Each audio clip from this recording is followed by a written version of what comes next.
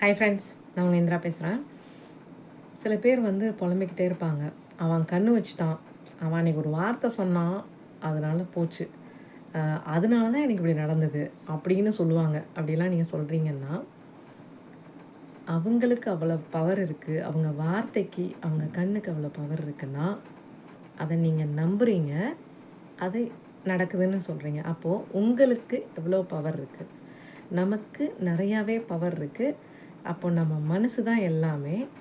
நம்ம மனசில் நம்ம என்ன நினைக்கிறோமோ அதுக்கு தான் அதிக பவர் கொடுத்து அந்த மாதிரி நடந்துடுமோன்னு நினச்சி பயப்படுறதுனால தான் அது நடக்குதுன்றது தான் உண்மை.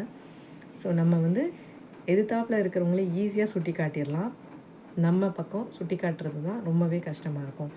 ஸோ அடுத்தவங்க வந்து அப்படி சொல்லிட்டாங்க, அதனால தான் அப்படி நடக்கும்னு இல்லை. அவங்க அப்படி சொல்லியிருக்காங்க, இப்படி நடக்குமோன்னு நம்ம மனசில் நம்ம நினச்சிருப்போம், அதனால் அது நடந்திருக்கும். ஸோ அடுத்தவங்கனால தான் நடந்ததுன்னு அடுத்தவங்கள சுட்டி காட்டுறதை நிப்பாட்டிட்டு நல்லா கவனித்து பாருங்கள். அது நம்மளோட எண்ண ஓட்டம், நம்ம எண்ண ஓட்டம் தான் நம்மளை வந்து கவுத்தி விட்டுருச்சு அப்படின்றது. ஸோ நம்ம எண்ணத்தை வந்து நம்ம சீராக்க ஆரம்பிச்சிட்டோம், அதை வந்து பலப்படுத்த ஆரம்பிச்சிட்டோம். பலவீனங்கள் எல்லாத்தையும் நம்ம சுட்டி காட்டி அது எல்லாம் தேவையில்லைன்னு நம்ம வெளியில் விட்டுட்டோம், பலவீனங்கள் எல்லாத்தையும் குறைச்சிட்டோன்னா நம்ம பலம் மட்டுமே நமக்கு மிஞ்சும்.